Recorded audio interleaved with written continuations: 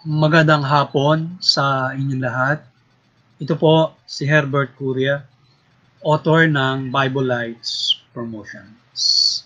Kakibat ang ating pananalig sa ating banal na Panginoon Diyos, banal na Panginoon Kristo, at kabahay ng kaliwanagan ng banal Santa Maria, ay ating ibinabahagi sa inyo sa libro ito, ang mensahe ng ating banal na Panginoon Diyos. Ang tema ng mensahe ng ating banal na Panginoon Diyos ay bagong buhay bilang mga anak ng Diyos. Ngayon, ay babasahin ko po ang mga mensaheng ito mula po sa Bagong Tipan ng Mabuting Balita ng paghahari ng ating banal na Panginoon Diyos sa pamamagitan ng banal na Panginoong Jesucristo. At mula po sa mga taga-Galacia, Kabanata 3, talatang 26. Ito po ang mensahe. Dahil sa inyong pananalig kay Kristo Jesus, kayong lahat ay anak ng Diyos.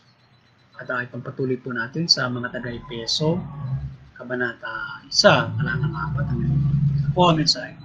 Dahil sa pag-ibig ng Diyos, tayo ay kanyang tinalaga upang maging anak niya sa pamamagitan ni Heso Kristo. Iyan ang kanyang layunin at kalooban.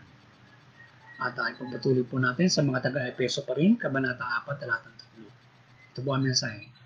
Kayo'y maging mapagpakumbaba, mabait at matyaga, at may pagmamahal na pagtiisan ninyo ang isa't isa.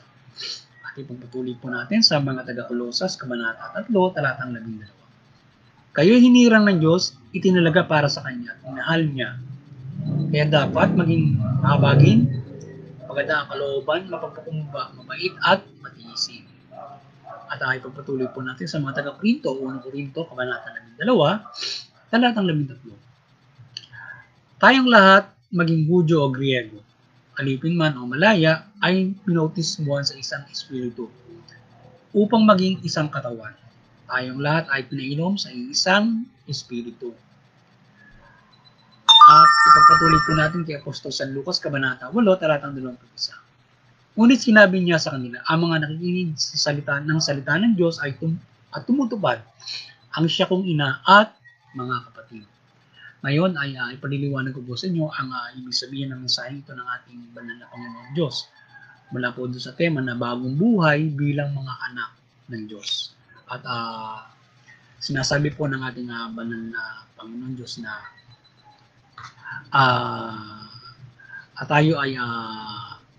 tayo ay kanyang itinuturing na mga anak dahil sa pamamagitan ng banal na Panginoong Jesucristo. Sa pamamagitan ng bugtong na anak, tayo ay pinagpaging anak o kaisa sa espiritu para tayo ay maging mapagkalooban na bilang anak ng ating banal na Panginoon Diyos. Kaya ito ay napakahalagang bagay na pagpapala sa atin ng Diyos na tayo ay hindi basta itinuring na alipin lamang o mga nilalang na basta-basta, kundi tayo ay bilang mga anak ng ating banal na Panginoon Diyos sa pamamagitan ng banal na Panginoong Jesucristo na tayo ay bigyan ng pagkakataon na mapatawad sa ating mga pagkakasala at mapagbigyan muli na makisa sa pamamagitan ng banal na Panginoong Jesucristo. Kaya tayo ay lumapit sa Diyos, magbalik loob yung mga naliligaw ng landas at manalig sa Diyos yung mga hindi pa nananalig at o magbagong buhay nga sa anak sa bilang maging mga anak ng Diyos. So tayo ay kapag tayo ay nanalig sa ating banal na Panginoon sa pamamagitan ng banal na Panginoon Kristo, tayo ay nagkakaroon ng bagong buhay bilang mga anak ng ating banal na Panginoon Diyos sa pamamagitan na pananalig sa Kanya mula sa banal na Panginoon Kristo. At tayo ay yung Kanyang pagpapala sa atin ng bautismo o tayo pinag-isa sa Espiritu at Kanyang mga pagpapala sa atin o Kanyang isinagawa, ito ay nagbibigay sa atin ng daan para tayo ay maging anak ng banal na Panginoon Diyos. So tayo ay binigyan ng pagkakataon dyan at ating tanggapin ito bilang anak ng Diyos. Tayo ay sumunod sa Kanya, sa Kanyang kalooban, salita, mga sa pamamagitan ng banal na Panginoon Kristo na itinuro sa atin mula dito sa mabuting balita. Kaya sa buhay natin mabuting balita, tayo ay magbagong buhay, kung tayo man ay naliligaw ng landas, nagkakamali, at kung tayo ay hindi pa nakakakilala sa Diyos, tayo ay kilala natin siya at sa pamamagitan ng banal na Panginoon sa Kristo at magkakaroon tayo ng bagong buhay bilang kanyang anak.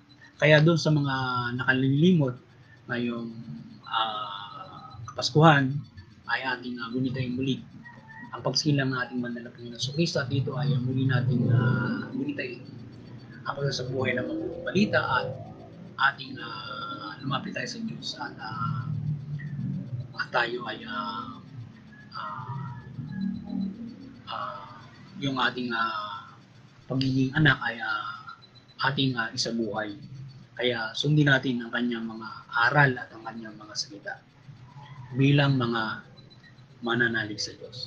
Kaya at kung tayo ay mananalig sa Diyos, ang pagsunod natin sa Kanya, dapat tayo ay mapagpakumbaba. Tayo mapagpakumbang lumapit sa Diyos, mapagpakumbang manalig sa Diyos sa pamamagitan ng banal na Panginoon sa Kristo. At tayo mamumuhay na mayroong mapagpakumbaba o may simplisidad. Kagaya ng pagsilang ng Diyos o ibinigay niya yung pagkakataon na siya isilang sa sabsaban upang makita siya ay nagpapakumbaba. O ang Diyos ay simple at mapagpakumbaba. So pinayagan niya na may isilang siya doon sa sabsaban. Doon sa pagkakataon na siya ay nandoon sa pagkakataon na siya isinilang doon sa nangyayari sa kanila ng Santa Maria. At ito'y ginusto ng Diyos upang maipakita itong mga kanyang kababaang loob na pagsama sa atin. Habang pastol, maging mga hari ay yumukod sa kanya. So, kaya mula doon sa kanyang pagpapakababang ito, simula na siya ay isilang sa samsaman. Kaya tayo ay maging huwag mayabang, tayo ay maging habangin at mapagpakumbaba. So, yun yung mga pag-uugali na dapat natin gawin sa pagunitang ito. At tayo ay mamuhay bilang mapagpakumbabang anak ng Diyos sa ating gagawin na bagong buhay o patuloy na pagsasabuhay ng mapagpakumbaba na tayo ay dapat ay nakikitang nagpapakumbaba sa ating pamumuhay o mayroong kababaang loob. Kaya nasabi nga naman na Panginoon Kristo na kanyang anak at kanyang ina o kapatid ay yun tumutupad at nakikinig ng salita ng ating banal na Panginoon. Kaya yung kanyang mga itinuro, kung ito ay ating isa sa buhay, tayo ay magiging anak ng Diyos. Kaya isang malaking pagkakataon at tayo ay maging anak ng Diyos. Hindi lang bilang isang alipin doon sa loob ng kaharian niya, kundi anak na tatamasa ng mga pagpapala kung tayo ay magkakaroon ng kaligtasang espiritu. Kaya dito sa pamumuhay na ito ay tayo ay mamuhay ng ayon sa kalooban ng Diyos upang tayo maging anak at hanggang sa tayo pagkalooban ng mga tao na makisado sa kanyang sambahayan sa kalangitan o sa sangkalangitan o sa kanyang kaharian doon na inilalaan para sa ating sa tamang panahon. Kaya tayo ay mamuhay bilang mga anak ng Diyos. So, ibig sabihin, kung mamumuhay tayo bilang mga anak ng Diyos, tayo mananalig sa Kanya sa pamamagitan ng banal na Panginoon. So, sapagkat ibinigay ito, pagkakataon ito, sa pamamagitan ng banal na Panginoon, Yesu Kristo. Tayo kinikilalang anak, hindi bilang mga basta alipin sa pamamagitan ng banal na Panginoon. Kaya, muli doon sa mga naliligaw ng landas, tayo ay mamuhay bilang mga anak ng Diyos. So, magbalik loob o magbagong buhay sa pamamagitan ng